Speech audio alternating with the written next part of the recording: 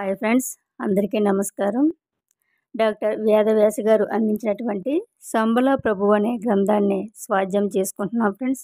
మరి దానిలో భాగంగా మనము 28వ అధ్యాయంలోకి అడుగుపెట్టాము. అయితే ఇప్పటి వరకు చదువుకున్న ఎపిసోడ్స్ అన్నీ కూడా మొదటి భాగంలోనివి. ఇప్పుడు ఇక్కడి నుంచి 28వ అధ్యాయం దగ్గర నుంచి రెండవ పార్ట్ అనమాట. ఇది సెకండ్ పార్ట్లోనే 28వ అధ్యాయం నుంచి కంటిన్యూస్ అవుతుంది. అయితే మనం 28వ అధ్యాయంలోకి వెళ్ళే ముందు ఈ సంబల ప్రభు అనే గ్రంథం గురించి పరిచయం ముందుగా మనకు అందించారు. అదేమిటో తెలుసుకుందాం ఫ్రెండ్స్.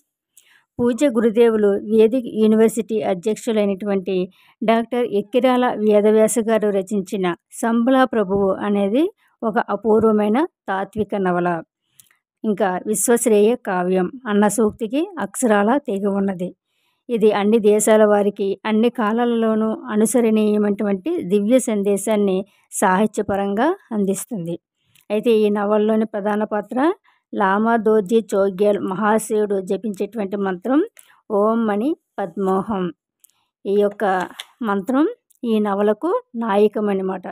అయితే ఈ మంత్రం ఏ దేవుణ్ణి ఉద్దేశించింది కాదు, అలాగే ఏ దేవునికైనా సరే వర్తించేది. అంటే ప్రత్యేకించి ఒక దేవుని గురించి మంత్రమనే కాకుండా ఏ దేవుణ్ణైనా సరే మనము ఉద్దేశించి మనము ఈ యొక్క మంత్రాన్ని మనం జపించవచ్చు.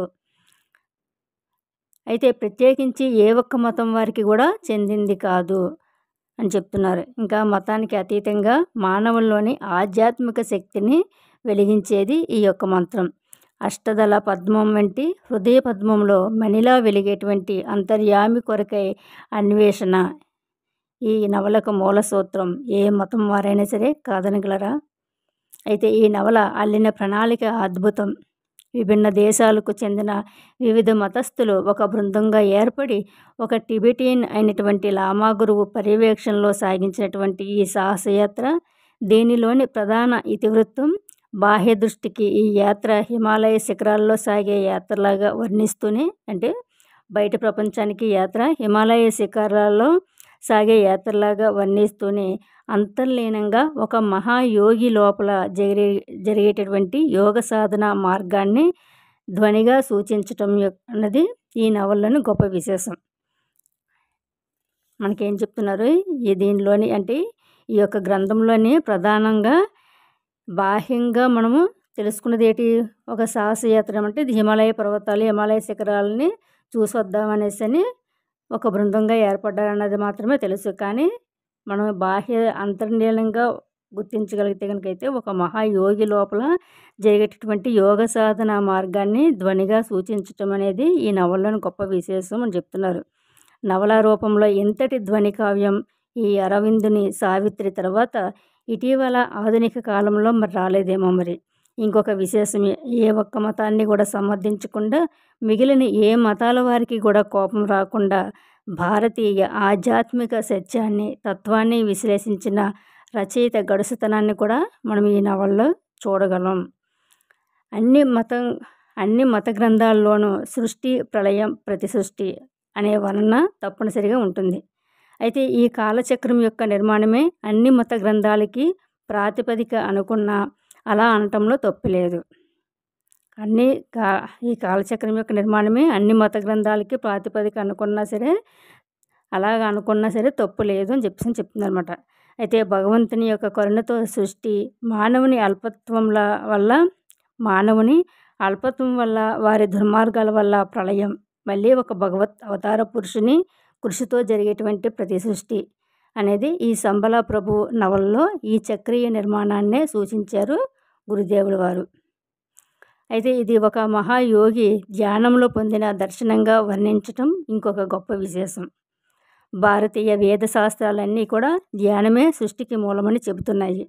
భూమి మీద జరిగిన సృష్టి యొక్క ప్రారంభ దశను ఇందులో గొప్పగా వర్ణించారు. హిమాలయాలలోని సాహసయాత్రకు ప్రారంభంలోనే వీరికి సిద్ధ పురుషులైనటువంటి వేదవ్యాసాది మహామునీంద్రుల తేజోరూప దర్శనం అవుతుంది. వారి నుండి ఆశీర్వాదపూర్వకంగా అక్షతలు లభిస్తాయి. యోగ సాధన మార్గంలో పరమగురువులు ఆశీస్సులు ప్రధానం కదా. మరి ఇక నుండి నవల ఉత్కంఠంతో ఊపిరి బిగబెట్టి చదివించే అద్భుత ప్రపంచంలో నడుస్తుంది. గడగడలాడించే చలితో నరాలు బిగిసిపోతాయేమోనన్నంత భయాందోళనలో అంతలో అడుగడుగున అద్భుతాలు, ఆశ్చర్యాలతో లామా గురుదేవుల యొక్క రక్ష, మణిలా మెరిసే మంచుపై ఇంద్రధనుసులు సృష్టించే సూర్యకిరణాలు, అద్భుతమైన స్ఫటిక పర్వతం, గడ్డగట్టిన మంచు నది క్రింద నుంచి నడిచే సొరంగ మార్గం, హిమాలయ సానువుల్లో మంచు కోతిలా దర్శనమిచ్చినటువంటి ఆంజనేయ స్వామి, తుఫాన్లు రాకుండా చేసేటువంటి హోమాలు, మంచు కొండల మధ్య వేడిగా ఉడుకులెత్తే ఉష్ణగుండాలు, ప్రదక్షిణంగా దిగవలసిన మెట్లు, ఆ సోపాన మార్గాలకు ఉన్నటువంటి రహస్య ద్వారాలు, ఇంకా గణిత శాస్త్రంతో పాటు జ్యోతిష యోగ శాస్త్రములు అన్నీ కూడా కలబోసి నిర్మించిన కట్టడాలు, ఎట్టకేలకు స్ఫటిక పర్వతంలోని అంతరంగ మందిర దర్శనం ఎంతో ఉత్సుకత కలిగించేలాగా వర్ణించారు డాక్టర్ వేదవ్యాస గురుదేవులు. తర్వాత అన్నింటికీ కూడా నిగూఢ రహస్యాలు వివరించే వివరణలు లామాయోగి చోగ్యాలు ముఖతః ఇచ్చారు. అది నేను నా మాటల్లో వివరించడం కంటే స్వయంగా చదువుకోవటమే బాగుంటుందని చెప్తున్నారు. ప్రకృతి పురుషుల సమ్మేళనానికి ప్రతీక అయినటువంటి శ్రీచక్రమే స్ఫటిక పర్వత నిర్మాణం. దాని అంతర్భాగపు మందిరానికి పోయే దారి యోగ పరిభాషలో వెన్నెముకలో దాగిన సుషుమ్న నాడియే. ఆ మార్గంలో ప్రయాణించటం అంటే కుండలిని శక్తి మేల్కొని లేచి సహస్రారం వైపుగా పయనించటం చెప్తున్నారు. చూసారండి, శ్రీచక్రమే స్ఫటిక పర్వత నిర్మాణం. దాని అంతర్భాగపు మందిరానికి పోయే దారి ఎలా ఉంటుందంటే, మన యోగ పరిభాషలో చెప్పాలంటే మన వెన్నెముకలో ఉన్నటువంటి వెన్నెముకలో దాగినటువంటి సుషుమ్న నాడి అని చెప్తున్నారు. మరి ఆ మార్గంలో పయనించాలంటే మన యొక్క కుండలిని శక్తి మేల్కొని లేచి సహస్రారం వైపుగా పయనించటం అని చెప్తున్నారు. అష్టదళ పద్మం వంటి స్ఫటిక మందిరమే సహస్రారం. అంటే మనము కుండలిని శక్తి మేల్కొని అంటే మనము మూలాధార చక్రం నుంచి మనము సాధనపూర్వకంగా మనం చేసుకుంటే కనుకైతే కిందన మూలాధార చక్రం నుంచి తల భాగంలో ఉన్నటువంటి సహస్రారానికి వెళ్ళే దారి అని చెప్తున్నారు. అష్టదళ పద్మం వంటి స్ఫటిక మందిరమే సహస్రారం. అక్కడ తేజస్సుతో వెలిగే పరబ్రహ్మంను చేరుకున్నాక యోగికి బాహ్య జగత్తుకు సంబంధించిన స్పృహ ఉండదు గనుక యాత్రికులందరూ కూడా స్పృహ తెప్పినట్లు వర్ణన. మెలకు వచ్చేసరికి వాళ్ళు మళ్ళీ క్షేమంగా యథాస్థానాల్లో ఉన్నారు. ఇంకా ప్రపంచమంతా పర్యటించే చింతామణి శిల వర్ణన హృదయానికి హత్తుకునేలాగా, దానిలో మారే రంగులు, ఆ రంగులను అనుసరించి ఆయా దేశాల భవిష్యత్తు వర్ణన మరొక గొప్ప అద్భుతం. వేదవ్యాస గారు జ్యోతిష పండితులు కూడా కావటం వల్ల ఆయా అంశాలు వచ్చినప్పుడల్లా చక్కగా లెక్కలు వేసి విశదీకరించారు. ఆయన సైంటిస్ట్ కూడా కనుక అన్నింటికీ శాస్త్రీయమైన సైన్స్ పరమైన విశ్లేషణ ఇచ్చారు. అలానే చిరంజీవులు అంటే భౌతిక శరీరం దాచుకొని ఉండేవారు కారని ఎప్పటికప్పుడు వారి శరీరం అణువులుగా విడిపోయి ప్రకృతిలో చేరి మళ్ళీ సంకల్పానుసారంగా అణువులను చేర్చుకొని తేజోరూపం నిర్మాణకాయలుగా శరీరం ధరించేవారని వీరిచ్చిన విశ్లేషణ గొప్పగా ఉంది. పిరమిడ్ల నిర్మాణానికి స్ఫటిక పర్వత నిర్మాణానికి పోలిక వివరించటం, దానికి గణిత శాస్త్రాన్ని ఆధారం చేసుకోవటం వీరి విద్వత్తును చాటుతుంది. ఇందులోని ప్రకృతి వర్ణనలు ఎంతో అందంగా ఉన్నాయి. మంచు కొండల మీద మారే సూర్యకాంతుల రంగులు, సొరంగ మార్గాలు, గంగ పుట్టిన చోటు మొదలైనవెన్నో కళ్ళకు కట్టినట్లుగా వర్ణించారు. అక్కడక్కడ చురకలు కూడా వేశారు. ఈ రోజుల్లో దేవాలయాలకు ట్రస్టీలుగా నల్ల డబ్బు దాచుకున్న వారిని నియమిస్తున్నారు. అలాంటివన్నమాట. అయితే ఈ నవల సృష్టి ప్రారంభంతో మొదలై ప్రళయపు పొలిమేరల్లో ముగిసింది. గతించిన భూతకాలం నుంచి రాబోయే భవిష్యత్తు కాలం వరకు కాలపు కెరటాల మీదుగా సాగిందన్నమాట. ఇది ముగింపు ఒక అద్భుతం. అంతర్జాతీయ సంస్థ నాసా వారు సంబలా ప్రభువును కంప్యూటర్ స్క్రీన్ మీద చూస్తారు. ఎవరి సంబలా ప్రభువు అంటే ధర్మశరీరుడు, ధర్మమే శరీరంగా కలవాడు అని వేదవ్యాస గారి వివరణ. ధర్మంలో నిలిచే ప్రభువు అన్నమాట. మరి ఆయన ఎక్కే తెల్లగుర్రము, మరి అన్ని మత గ్రంథాలు అవతార పురుషుడు తెల్లగుర్రం పైన వస్తున్నాడని వర్ణిస్తాయే. మరి ఈ తెల్లగుర్రం ఈ విశ్వంలోని సాత్విక తేజస్సుకి, సత్యయుగానికి, ఆత్మతత్వానికి ప్రతీక అని వివరించారు రచయిత. భవిష్యత్తులో సత్యస్వరూపుడైనటువంటి ధర్మ శరీరుడై అవతార పురుషుడు వస్తాడన్న ఆశాకిరణంతో ఈ నవల ముగుస్తుంది. ముందు ముందు మరో నవల భవిష్య పురాణం రానున్నదన్నట.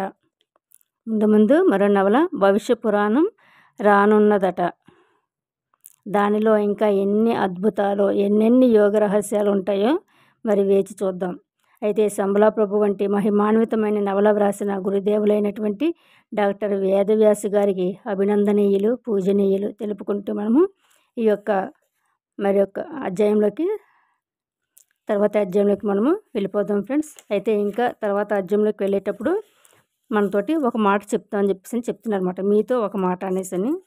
అయితే రెండవ భాగం గురించి అన్నమాట ఇక్కడ మనకి కొద్దిగా ఇచ్చారు. అయితే ప్రాచీన కాలం నుంచి హిమాలయ పర్వతం తపస్సు చేసుకునే సిద్ధ గురువులకు, మహా ఋషులకు, యోగులకు మహోన్నత తపోభూమిగాను, అనేక పుణ్యనదులకు పుట్టిల్లుగాను, వనమూలికలు, దివ్యమైన ఔషధులు, సోమలత, జ్యోతిర్లత, రుదంతి వంటి అనేక మందు మొక్కలు చోటు చేసుకున్నటువంటి ఒక పరమ పవిత్రమైన ఆధ్యాత్మిక కేంద్రంగాను ప్రఖ్యాతి పొందింది ఈ హిమాలయ పర్వతాలు. అయితే మహర్షి వేదవ్యాసుడు తన 5వ వేదమైన మహాభారతంలో పాండవాగ్రజుడైనటువంటి ధర్మరాజు తన శరీరంతోనే స్వర్గాన్ని పొందటం ఈ హిమాలయాలలోనే సాధ్యపడిందని వర్ణించాడు. అంతేకాదు ఆదికవి వాల్మీకి మహర్షి ఆది కావ్యమైన రామాయణంలోనూ, కాళిదాసు మహాకవి తన కుమార సంభవం కావ్యంలోనూ హిమాలయాల్లోని కైలాస పర్వతాన్ని శివతపో భూమిగా చిత్రిస్తూ సప్త మహర్షులు ఆకాశం నుంచి కిందికి దిగి శివదర్శనం చేసి కుమార సంభవం నిమిత్తం శివపార్వతుల కళ్యాణం కోసం పెళ్లి పెద్దలుగా రాయబారాన్ని నిర్వర్తించిన కళ్యాణ వేదికగా వర్ణించడమే కాక సిద్ధులు, విద్యాధనులు, గంధర్వులు, మహామునులు, దేవతలు కూడా నిత్యము సంచరించేటువంటి దేవతాస్థానంగా వర్ణించారు ఆ యొక్క కవి. ప్రపంచానికి ఆత్మ వంటిదైనటువంటి బదరీనారాయణ క్షేత్రం కూడా ఈ హిమగిరి మీదే వెలిసింది. ఇంకా రకరకాల నవరత్నాలు, వెలలేని మణులు, దేవతాత్మలైన సాలగ్రామాలు లభించే పుణ్యక్షేత్రం కూడా ఈ హిమవత్ పర్వతమే. గంగా, యమున, బ్రహ్మపుత్ర వంటి పుణ్యనదులు అనేక పుణ్యక్షేత్రాలని పవిత్రం చేస్తూ ఈ భారత భూమిలోని మానవుల పాపాలను ప్రక్షాళనం చేస్తూ ప్రవహిస్తూ ఉన్నాయి. ఇంతలోకే కలియుగం ప్రారంభమైంది. మానవులు చేసే పాపాలకు, ఘోరాలకు, నేరాలకు, హింసలకు అంతు లేకుండా పోయింది. గోహత్య, బ్రహ్మహత్య, శిశుహత్య, స్త్రీ హత్య వంటి మహాపాతకాలు ఎన్నో లెక్క లేకుండా చేయడం వల్ల పాపములు, పాతకములు, మహాపాతకములు పేరుకుపోయి ఏ పుణ్యనదులు కూడా ఈ పాపాలను కడిగివేయలేక తామే కలుషితమైపోయే ఘోరమైన దుస్థితి ఇప్పుడు ఈ కలియుగం చివరిలో ఏర్పడింది. ఫలితంగా హిమాలయాలు, పుణ్యక్షేత్రాలు, పుణ్యనదులు తమ మహిమణులను కూడా కోల్పోయాయి. ఫలితంగా హిమాలయాలు, పుణ్యక్షేత్రాలు, పుణ్యనదులు కూడా తమ యొక్క మహిమలను కూడా కోల్పోయాయి. దేవతలు చాలా కాలం నుంచి వారు నివాసం చేస్తూ ఉన్న దేవాలయాలను విడిచిపెట్టి మాయమైపోయే దుస్థితి కూడా ఏర్పడింది. ఫలితంగా సద్గురువులు, మహాత్ములు, యోగులు కూడా ఈ యొక్క దేవాలయాలకు దూరంగా ఉండవలసి వచ్చింది. ఇదే అదునుగా భావించిన రాజకీయ నాయకులు, నేరస్తులు, హంతకులు, గూండాలు తమ డబ్బు సంపాదన కోసం ఆలయాలను వ్యాపార కేంద్రాలుగా మార్చి విలాస పురుషులు, సినిమా వాళ్ళు, నల్ల డబ్బు సంపాదించిన వారికి ఆలయాలను అధికార కేంద్రాలుగా తయారు చేసుకున్నారు. ఈ విధంగా కలియుగం చివరికి వచ్చేసరికి ఈ భూమి మీద ధర్మానికే నిలువ నీడ కూడా లేకుండా పోయింది. కలియుగం వచ్చేసరికి ఈ కలియుగం అనేది చివరికి వచ్చేసరికి భూమి మీద ధర్మానికే నిలువ నీడ కూడా లేకుండా పోయిందని చెప్తున్నారు. కలియుగం 5000 సంవత్సరాలు దాటిన మన మానవలోకం దీనస్థితి ఇది. ప్రపంచంలో ధర్మం నశించి అధర్మం పెచ్చి పెరిగినప్పుడు అన్యాయం, హింస, దుర్మార్గం హెచ్చి పెరిగిపోయి అమాయకులను, బీదవారిని, స్త్రీలను, పిల్లలను అహింసంగా జీవిస్తూ తపస్సు చేసుకునే వారికి నిలవనీడ లేకుండా చేసి హింసించినప్పుడు ధర్మాన్ని రక్షించడానికి, సాధువులను కాపాడడానికి భగవంతుడు ఈ ప్రపంచంలోకి అవతరిస్తాడనేసని వేదాలు, పురాణాలు, శాస్త్రాలు ఘోషిస్తున్నాయి. శ్రీకృష్ణ భగవానుడే భగవద్గీతలో పరిత్రాణాయ సాధూనాం వినాశాయ చ దుష్కృతాం ధర్మ సంస్థాపనార్థాయ సంభవామి యుగే యుగే అంటూ తానే స్వయంగా ధర్మ సంస్థాపన కోసం, సాధువుల పరిరక్షణ కోసం యుగ యుగానికి అవతరిస్తానని వాగ్దానం చేశారు.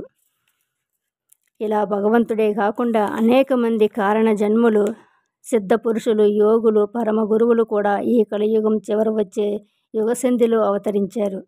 ఆ ప్రకారమే భగవంతుడు మాట ఇచ్చినట్లుగానే ఈ ప్రపంచంలోకి ఇప్పటికీ మళ్ళీ అవతరిస్తూనే ఉన్నారు. ఈ పరిస్థితిలో 19వ శతాబ్దం చివరిలో సుప్రసిద్ధ రష్యన్ యోగిన్ మేడమ్ బ్లావెట్స్కీ అనే కారణ జన్మురాలు రష్యాలోని రాజకుటుంబంలో జన్మించింది. ఆమెకి చిన్నతనం నుంచి సంసార జీవితం అన్న, రాజరికపు దర్బారు హోదాలన్న విరక్తిగా ఉండేది. తన పరమ గురువులు ఎక్కడో దూరంగా తూర్పు దేశాలలో ఉన్నారని, వారిని చేరుకోవటమే తన జీవిత లక్ష్యమని తప్పించేది. బంధుమిత్రులు, కుటుంబంలోని పెద్దలు ఈమెకు పెళ్లి చేయాలని ఎంత ప్రయత్నించినా పెళ్లి అన్న, సాంసారిక జీవితం అన్న ఆమెకు విముఖంగా ఉండేది. చివరికి బలవంతాన చేసిన పెళ్లి కూడా అట్టే కాలం నిలవలేదు. భర్త చిన్నప్పుడే మరణించగా బ్లావెట్స్కీ కట్టుదిట్టమైన రష్యన్ కోటగోడలు దాటి తప్పించుకొని మగాడి వేషంలో తన పరమ గురువుల కోసం బయలుదేరింది. అలా ఎక్కడి నుంచో తనని దూరాన్నించే పిలుస్తున్న ఆధ్యాత్మిక కేంద్రం నుంచి సిద్ధ గురువులు పిలుపును అనుసరిస్తూ ఆమె ప్రపంచంలోని అనేక ప్రాచీన ఆధ్యాత్మిక విద్యలు సాంప్రదాయంగా ఉన్నటువంటి ఈజిప్ట్, స్కాట్లాండ్, మంగోలియా, గోబీ ఎడారి దాటి హిమాలయ పర్వతాలను చేరుకుంది. తలతలమని వెండి కొండలాగా మెరిసే హిమవత్ పర్వత శిఖరాలను చూడగానే తాను వెళ్ళవలసిన గమ్యం ఇదేనని బ్లావెట్స్కీ అప్పుడే నిర్ణయించుకుంది. ఆ తర్వాత 5 సంవత్సరాలు ఆమె బయట ప్రపంచానికి కనిపించకుండా మాయమై టిబెట్లోని రహస్య ఆధ్యాత్మిక కేంద్రంలో తన గురువుల వద్ద శిష్య శిక్షణ పొందింది. యోగం, మంత్రశాస్త్రం, తాంత్రిక సిద్ధులు అనేకం ఆమెకు గురుదేవులు శక్తిపాతం ద్వారాగా ధారపోసి అనుగ్రహించారు. ఫలితంగా ఆమెకు ఎన్నో యోగ సిద్ధులు లభించాయి. శరీరం విడిచి దూరంగా ప్రయాణించటం, ఎదుటివారి మనసులోని ఆలోచనలను చదివేయటం మాత్రమే కాక వారి ఆలోచనలను మార్చి అతి తక్కువ కాలంలోనే ఆధ్యాత్మిక సాధనకు అందని ఎత్తులపైకి తీసుకువెళ్ళడం వంటి యోగ సిద్ధులు పొందింది ఆమె. ఆ తర్వాత ప్రపంచంలో పెరిగిపోయిన నాస్తికత్వం, స్వార్థం, హింస, భౌతికవాదం పేరుకుపోయిన కలియుగంని పటాపంచలు చేసే నూతన ఆధ్యాత్మిక విజ్ఞానాన్ని అందించటం కోసం తన గురువుల ఆదేశంతో తిరిగి యూరోప్లో అడుగుపెట్టింది. ఆమె ఇంగ్లాండ్, అమెరికా, జర్మనీ వంటి దేశాలు పర్యటించి ప్రపంచ ప్రసిద్ధి పొందినటువంటి సైంటిస్టులను కలుసుకొని సైన్స్కి అందనటువంటి తన దివ్య శక్తులతో, యోగ సిద్ధులతో సైన్స్ ప్రపంచాన్నే తలకిందులు చేసింది. సైన్స్ శాశ్వత సత్యమని నమ్మే పదార్థం, అణువులు,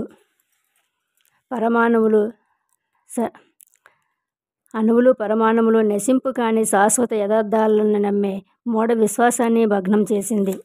సైంటిస్టులు పరీక్షించి ఇచ్చినటువంటి పాదరసాన్ని తన చేతిలో కొన్ని నిమిషాలు పట్టుకొని బంగారంగా మార్చివేసింది. గాలిలో చేతులు ఊపి కంటికి కనిపించని గాలిలోని అణువుల నుంచి వేడి బంగారం సృష్టించేది. ఇలా త్రుటిలో గరిటెలు, స్పూనులు, ఫోర్కులు క్షణాల మీద సృష్టించి అందరినీ ఆశ్చర్యపరిచింది. సైన్స్ చెప్పే పదార్థ సిద్ధాంతం కేవలం ఒక మూఢ విశ్వాసమేనని, పదార్థం శక్తి నుండి సృష్టించబడిందని, పదార్థము, శక్తి ఒకే ఆధ్యాత్మిక తేజస్సు యొక్క 2 రూపాలను రుజువు చేసింది. ఆధునిక సైన్స్ లైనటువంటి కెమిస్ట్రీ, ఫిజిక్స్, బయాలజీ వాటిలోని మూల సిద్ధాంతాలను మార్చుకోవలసిన పరిస్థితి ప్రపంచ సైంటిస్టులకు కలిగించింది. 1897 చివరిలో ఆమె చూపిన సైన్స్కి అందినటువంటి సిద్ధాంతాలు అర్ధ శతాబ్దం తర్వాత అణువులను బద్దలు కొట్టి ఆటం బాంబును సృష్టించినటువంటి ఐన్స్టీన్ సిద్ధాంతాలను కూడా ఆమె తన పరమ గురువుల జ్ఞానంతో ముందే రుజువు చేసి సైన్స్ చరిత్రలోని ఒక కొత్త యుగాన్ని ఆరంభించింది మేడమ్ బ్లావెట్స్కీ. ఆ తర్వాత ఆమె ముసలితనంలో భోగము, డబ్బు, రాజకీయాల పిచ్చిలో పడ్డ విదేశాలను వదిలిపెట్టి పవిత్రమైన భారతదేశంలో మరణించాలని మద్రాసులో వచ్చి స్థిరపడింది. అక్కడే అడయార్లో 100 ఎకరాల భూమి అరణ్యంగా ఉన్నది సేకరించి ఒక ఆశ్రమం తపో కేంద్రంగా ప్రారంభించింది బ్లావెట్స్కీ. తన జీవితంలో చివరి దశలో ఆమె తన అనుభవాలను, హిమాలయాలలో తాను దర్శించినటువంటి సిద్ధ గురువులను, వారి యొక్క దివ్య జ్ఞానాన్ని తన రచనల ద్వారా ప్రపంచానికి అందించింది. ది సీక్రెట్ డాక్ట్రైన్ అంటే రహస్య జ్ఞానం, భారతదేశంలోని కొండలు, గుహలు, దేవాలయాలు అన్న రచనల ద్వారా ఎన్నో వింతలు బయట ప్రపంచానికి ఆశ్చర్యపరిచేవి అందించారు ఆమె. ప్రపంచానికి త్వరలోనే కలియుగం అంతమయ్యి సత్యయుగం ప్రారంభిస్తుందని, దానికి మొదటి సందేశాన్ని తెచ్చే దూతగా పరమగురువులు తనని పశ్చిమ దేశాలకు పంపించారని తెలియజేసింది. ఆమె రచనలో ప్రచురణ కాకుండా ఉన్నటువంటి రహస్య పత్రాలలో సంబల గురించి, సంబలకు పోయే మార్గం గురించి, కలియుగాంతం చివరిలో వచ్చి ప్రపంచానికి అంతటికీ కూడా ప్రభువు త్వరలో రాగలడని ఖండితంగా తెలియజేశారు ఆమె. అంతేకాదు తనకు తెలిసిన బ్రహ్మజ్ఞానం అంతటినీ కూడా ఆనాటి గుడ్డి భౌతికవాదం నమ్మే యూరప్, అమెరికా వంటి స్వార్థంలో మునిగే దేశాలు జీర్ణించుకోలేవని, దానికి ఇంకా 20వ శతాబ్దంలోగా రాగల పరమ గురువులు కారణజన్ములు మార్చివేస్తారని కూడా ఆమె తెలిపింది. అందులో ఒకరు తాను పుట్టినటువంటి రష్యా నుంచే వస్తారని స్పష్టంగా చెప్పింది. జరిగింది కూడా అదే. బ్లావెట్స్కీ తర్వాత జార్జీ గుర్జీఫ్ అనే సద్గురువు రష్యాలో కొండ ప్రాంతమైన జార్జియా రాష్ట్రంలో చదువులేని గొర్రెల కాపరుల మధ్యగా జన్మించారు. ప్రపంచంలో అనేక భాషలు, అనేక మతాల గురించి, అనేక దేశాలను గురించి ఎవరికీ తెలియని వింతలు, విశేషాలు ఆశ్చర్యంగా చెప్పేవాడు. ఆయన 16 భాషలు అనర్గళంగా మాట్లాడేవారు. నిండు 89 ఏళ్ళు జీవించిన గుర్జీఫ్ మహాశయుడు లండన్లోనూ, ప్యారిస్లోనూ, రష్యాలోనూ పర్యటించి ఆశ్రమాలు నెలకొల్పి అనేక మంది సైంటిస్టులను, ఇంగ్లీష్ నవలా రచయితలను, రాజకీయ నాయకులను ఒక చోట కలిపి ప్రభావితం చేశాడు. అందులో కొందరు ఆయన ఆశ్రమంలో శిక్షణ కూడా పొందారు. ఇలా గుర్జీఫ్ ద్వారా ప్రభావితం చేయబడ్డ వారిలో అప్పటి బ్రిటిష్ ప్రధానమంత్రి అయినటువంటి చర్చిల్, రష్యా నియంత స్టాలిన్, 13వ దలైలామా, క్యాథరిన్ మ్యాన్స్ఫీల్డ్ వంటి ఇంకా ఎందరో బ్రిటిష్, అమెరికన్ మేధావులు గుర్జీఫ్ శిష్యులలో కనిపిస్తారు. ప్రఖ్యాత అల్లోపతి వైద్యుడైనటువంటి డాక్టర్ కెన్నెత్ వాకర్, ఇంగ్లీషు రచయిత అయినటువంటి సామర్సెట్ మామ్ వంటి వారు కూడా అందులో కొందరు మాత్రమే. సరిగ్గా భగవాన్ శ్రీ రమణ మహర్షి సమకాలీకుడు గుర్జీఫ్. అలానే ఇంకా ఎందరో మహాత్ములు కూడా ఈ మధ్యలో అవతరించారు. అలాంటి వారిలో శ్రీ రామకృష్ణ పరమహంస, స్వామి వివేకానంద, అనిబీసెంట్, సోదరి నివేదిత, ఇంకా స్వామి రామతీర్థ, దయానంద సరస్వతి. ఆ యుగసంధిలో అవతరించిన నక్షత్రాలు కలియుగం చీకటిని కాంతిమయం చేశాయి. బ్లావెట్స్కీ తన చివరి కాలంలో తన పరమ గురువులలో ఒకరు దక్షిణ భారతదేశంలో తెలుగు బ్రాహ్మణ శరీరంలో అవతరించారని, ఆయన రానున్న కుంభయుగంలో యుగసంధికి రానున్న కొత్త యుగానికి ధ్రువ నక్షత్రం వంటి వారని రాసింది. సరిగ్గా అలానే తమిళనాడులో కుంభకోణంలో మాస్టర్ సివివి పరమగురువు అవతరించారు. పరమాశ్చర్యం ఏమిటి అంటే, ఒక మనిషే 2 శరీరాలను ధరించినట్లుగా పోలి ఉంటే రష్యన్ సిద్ధగురువు గుర్జీఫ్, తెలుగు బ్రాహ్మణులైనటువంటి మాస్టర్ సివివి ఒకరికొకరు ఫోటో కాపీలాగా కనిపిస్తారు. అలాగే వీరి సిద్ధాంతాలు కూడా ఉంటాయి. కనబడే ఈ బ్రహ్మాండానికి చిన్న సైజు కాపీ వంటి ప్రతిరూపమే మానవ శరీరం అని, శరీరంలో గ్రహాలు, కర్మలు జయించటం, 10 సంవత్సరాలలో జన్మరాహిత్యం వంటివి మాస్టర్ సివివి గారి ముఖ్యమైన సిద్ధాంతాలు. ఇంగ్లీష్లో మంత్రాలను దర్శించి వాటితో మరణించిన 80 ఏళ్ల ముసలమ్మను ఆమె మరణించిన 3వ రోజున బ్రతికించి ఇంకా అనేకమైన మహిమలను చూపించి మాస్టర్ సివివి 60వ ఏట తన శరీరాన్ని విడిచిపెట్టారు. తనకు పైలోకాలలో వేరే పని ఉందని, 100 ఏళ్ల లోపుగా తిరిగి వస్తానని, ఈ లోపుగా భూగోళం ఉత్తర, దక్షిణ ధ్రువాలు ఏటవాలుగా వంగి వంకరగా ఉన్నాయని, వాటిని సరిచేస్తానని కూడా చెప్పారు.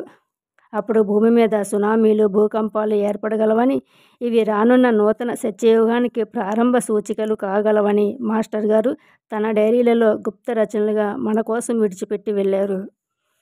తమ శిష్యవర్గం వారిలో ప్రియ శిష్యులు బ్రహ్మశ్రీ వేటూరి ప్రభాకర్ శాస్త్రి గారు మాస్టర్ గారు అనేటువంటి నూతన యోగం ద్వారా ఎన్నో అసాధ్యమని డాక్టర్లు విడిచిపెట్టిన రోగాలను నిమిషాల్లో నయం చేసేవారు.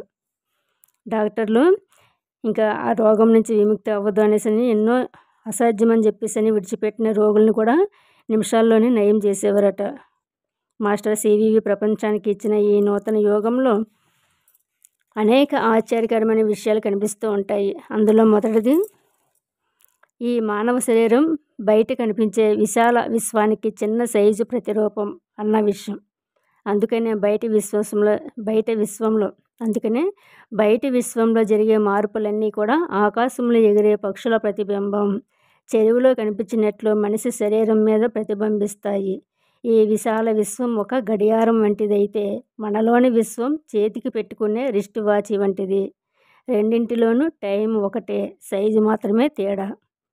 ఒకటి 4 రోడ్లు కలిసిన ట్రాఫిక్ సెంటర్లో ఉన్న టవర్ క్లాక్ అయితే మనలోని బ్రహ్మాండం చిన్న సైజు గడియారం వంటిది. అందుకనే సిద్ధపురుషుల శరీరంలోని యోగ కేంద్రాలు బయట విశ్వంలోని సూర్యుడి గ్రహాల్లాగే పనిచేస్తూ ఉంటాయి.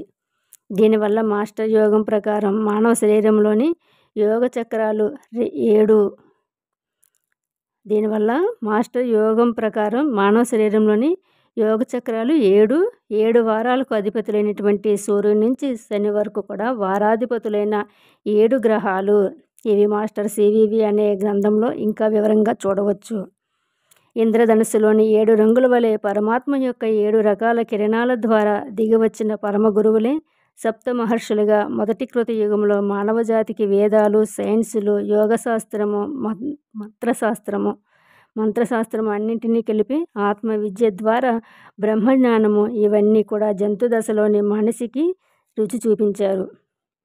ఆ తర్వాత క్రమంగా మానవజాతి ఇప్పటికీ అంతరిక్ష యుగం వరకు కూడా ఎదిగి ఇతర గ్రహాల మీదకి కాలు పెట్టేదాకా వచ్చింది. ఇప్పుడు రాబోయేది ఒక కొత్త యుగం లేక కుంభయుగం. అందుకే కుంభరాశిలో సంబంధించిన పరమ గురువుగా మాస్టర్ సివివి ధనిష్ట నక్షత్రంలో అవతరించడం జరిగింది. దీనికి నిదర్శనంగా అన్నీ ఒకే పేరుతో కుంభకోణంలో కుంభరాశిలో జన్మించిన మాస్టర్ సివివి అవతారం కుంభ సంభవుడైన అగస్త్యుని అనుగ్రహం వల్ల కుంభమాసంలో ఆవిష్కారం కావడమే ఆశ్చర్యకరమైన సన్నివేశం.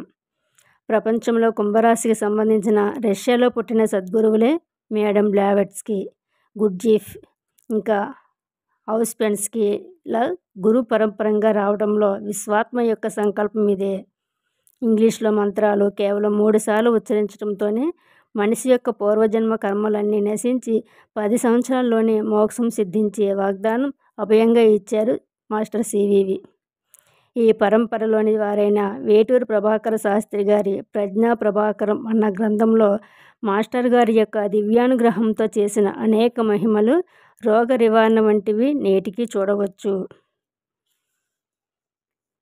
భగవంతుని అవతారాలు 10 దశావతారాలు అనబడే వీటిలో 1 మత్స్యావతారం, 2 కూర్మావతారం, వరాహావతారం, ఇంకా నారసింహావతారం, వామనావతారం, పరశురామావతారం, రామావతారం, శ్రీకృష్ణావతారం గడిచిపోయాయి. ఈ కలియుగంలో ధర్మచక్రాన్ని తిరిగి ప్రవర్తింపచేసిన ధర్మచక్ర ప్రవర్తకుడు శాస్తగా బుద్ధదేవుని రూపంలో భగవంతుని 9వ అవతారంగా కూడా 3000 సంవత్సరాల క్రితమే మన భారతదేశంలో అవతరించడం కూడా జరిగింది. ఇలా వచ్చే దశావతారాల్లో 9 అవతారాలు భగవంతుడిచ్చిన వాగ్దానం ప్రకారం అవతరించడం జరిగినట్లుగానే భగవంతుని దశావతారాల్లో ఆఖరుదైనటువంటి 10వ అవతారం కూడా ఈ కలియుగం చివరిలో కల్కి భగవానుడుగా సంబల అనే మణిద్వీపంలో అవతరిస్తాడు అని వేదవ్యాస మహర్షి భాగవతంలోనూ మహాభారతంలోనూ వర్ణించడమే కాక ఈ సంబల ప్రభు అవతారంలో జరిగే భగవత్ లీలలు, మహిమలు, ధర్మ సంస్థాపన మహాయజ్ఞం ఎలా జరుగుతుందో కూడా సంగ్రహంగా వర్ణించారు. రానున్న ఈ 10వ అవతారం అవతరించే పవిత్రమైన పుణ్యక్షేత్రమే ఈ సంబల. అయితే ఈ సంబల ఎక్కడ ఉన్నది ఎవరికీ నిర్ధారణగా తెలియదు. అది ఒక దేవరహస్యం. అంటే సిద్ధగురువులు భగవంతుని యొక్క అవతారం వచ్చినప్పుడు రామావతారంలో వశిష్ఠ, విశ్వామిత్ర, అగస్త్య మునులాగా మళ్ళీ అలానే కృష్ణావతారంలో నారద, వేదవ్యాస, ధౌమ్య, మైత్రేయ మహర్షుల్లాగా రానున్న సంబల ప్రభు అవతారం కోసం చిరంజీవులుగా ఇంకా ఈ భూమి మీదే జీవిస్తున్న మహర్షులు ఈ అవతార రహస్యాన్ని జాగ్రత్తగా కాపాడుతున్నారు, దుర్మార్గులకు, స్వార్థపరులకు అందకుండా. ఈ సంబల హిమాలయాలలో స్ఫటిక పర్వతం వద్ద మంచు కొండలు గుండ్రంగా తామర పువ్వు రేకుల వలె నెలకొన్నటువంటి లోయలో నడిమధ్యనగా పద్మంలో మణిలాగా ఉన్నదని రహస్య నాడీ గ్రంథాల్లోనూ ఇంకా భవిష్య పురాణం, కల్కి పురాణం, భవిష్యోత్తర పురాణాల్లోనూ నిగూఢంగా చెప్పబడి ఉన్నది. విదేశీయులైన జర్మన్, రష్యన్, బ్రిటిష్ పరిశోధకులు ఈ సంబలను అన్వేషించి అది ఎక్కడ ఉన్నదో స్వయంగా చూడాలని 1903, 1909లో హిమాలయాల్లో చేపట్టిన సాహసయాత్ర యొక్క గాథ యొక్క మొదటి భాగం దీనికి ముందరి 1వ సంపుటంలో అందించాను. అందులో హిమాలయాలలో సంబల కోసం పరిశోధించే బృందం ఎలా ఏర్పడిందో, వారందరూ స్ఫటిక పర్వతం ఎక్కడ ఉందో కనిపెట్టాలని, మణిపద్మోహం అన్న మంత్రం యొక్క రహస్యార్థంలో పద్మంలాగా ఉన్న పర్వత శిఖరాల మధ్య మణి అంటే స్ఫటికంతో చేసిన శ్రీచక్రం మధ్యగా ఈ స్ఫటిక మందిరం ఏర్పడి ఉన్నదని టిబెట్ లామా తెలియజేసిన రహస్యం వల్ల తెలుసుకొని దానికోసమని ప్రయాణం మొదలుపెట్టి సగం వరకు పూర్తి చేశారు. మంచుతో గడ్డ కట్టుకొని ఉన్నది ఓ నది అడుగున సొరంగం. అందులోంచి ప్రయాణిస్తే చేరుకునేది సిద్ధగురువుల తపోభూమి. ఆ పైన పరమ గురువుల అనుగ్రహం కలవారికి మాత్రమే కనిపించేటువంటి సంబలాకు పోయే దారి. ఈ సాహసయాత్రులకు తల దువ్వుకుంటే మజ్జిగ పాపిటి ఏర్పడినట్లుగా మార్గం దొరికింది. ఒక మార్గం దొరికింది. ఆ తర్వాత ఎన్నో ఆశ్చర్యాలు. కలియుగం మొదటి నుంచి జీవించి ఉన్న వేదవ్యాస మహర్షి వంటి సిద్ధమనుల దర్శనము, ఆంజనేయ ప్రభు సాక్షాత్కారం వంటివి ఇంకా ముందు చెప్పడం కన్నా జరిగినట్లుగా యథాతథంగా ఈ 2వ సంపుటంలో మీకు అందిస్తున్నాను. ప్రతి మనిషి ఒక జన్మరాశిలో పుట్టినట్లే ప్రపంచంలో ప్రతి భూఖండము ఆకాశంలో దానిపైన వెలిగే రాశికి సంబంధించి ప్రపంచ చరిత్రలో దాని పాత్రను అది నిర్వహిస్తుంది. రష్యాతో పాటు టిబెట్, కాశ్మీర్ నుంచి గోబీ ఎడారి వరకు కూడా కుంభరాశిలో చేర్చబడ్డ దేశాలు ఉండే మంచు పర్వతాల మధ్యనే సంబలా కూడా ఉన్నది. ఈ సంబలా ప్రపంచానికి ఆధ్యాత్మిక కేంద్రం.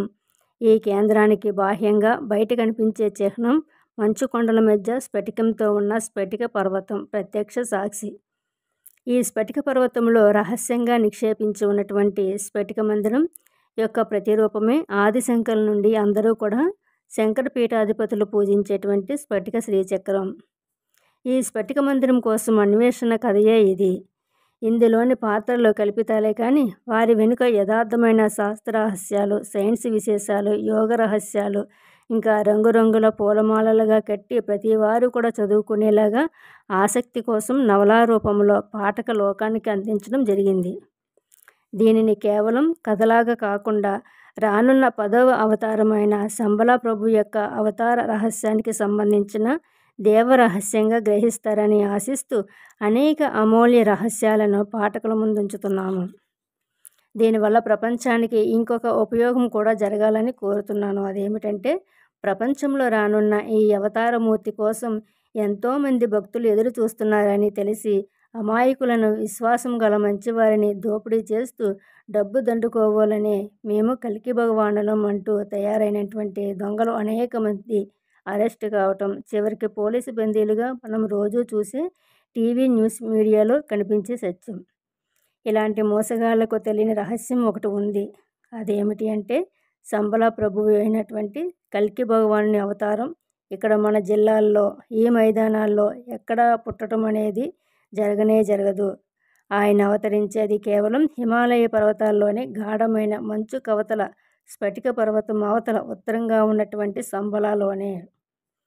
ఇది చాలామందికి తెలియక ప్రచారం చేసుకునే ప్రతి వేషధారిని నమ్మి వేలు లక్షలు గుమ్మరించి పరువు మాన ధనములను పోగొట్టుకునే స్త్రీలకు, ఆత్మీయులకు ఇలాంటి అన్యాయం చేసేవారిని ఆశ్రయించే ప్రమాదం లేకుండా అసలు నిజమైన సంబలా ప్రభు యొక్క అవతారం గురించి విదేశీయులు చేసిన హిమాలయ పరిశోధనలో వెల్లడైన రహస్యాలు తెలియపరచడం వల్ల ఇక ముందు ఇలాంటి దొంగ వెధవలను ఎవరూ నమ్మకూడదని, భగవంతుని నిజమైన అవతారం యొక్క లక్షణాలు, అవతరించే పుణ్యభూమిలోని మహిమలు అన్నీ కూడా ఇందులో ప్రత్యేకించి పొందుపరిచాను. వీటిని పరిశోధనా దృష్టితో గమనికగా చదివి అసలు భగవంతుని అవతారానికి, నకిలీలకు తేడా గుర్తించుకోవడానికి ఇది ఉపయోగపడాలని మాత్రమే ఈ రహస్యాన్ని మీకు అందిస్తున్నాను. ఇందులో నా పాత్ర నిమిత్త మాత్రమే. కథ రాయడంలో కాగితము, పెన్నులాగే నా శరీరాన్ని, మనసును కూడా ఒక పనిముట్టుగా వాడుకున్నాను. సంబలా శక్తి యొక్క పరమానుగ్రహమే ఈ కథను నడిపించింది. సంబలా శక్తి యొక్క పరమానుగ్రహమే ఈ యొక్క కథను నడిపించింది అని చెప్పేసి ఆ యొక్క వేదవ్యాసులు గారు మనకి చెప్తున్నారు. పలికెడిది భాగవతమట, పలికించెడివాడు రామభద్రుండట, అది నే పలికిన భగవారం అంటట అని చెప్పేసి అంటూ దీన్ని మీకు ఒక పూజా పుష్పంగా అందిస్తున్నానని చెప్పి, భగవత్ సమర్పణగా అందిస్తున్నానని చెప్పి అనేక మంగళాశాసనములతో ఇట్లు మీ డాక్టర్ వేదవ్యాస్ గారు అని చెప్పేసి మనకి ఈ యొక్క ఈ గ్రంథం గురించి మనకి చెప్పారు friends. Okay friends, thank you so much friends. ఇంకా మనము స్టోరీలోకి నెక్స్ట్ ఎపిసోడ్లో మనం తెలుసుకుందాం.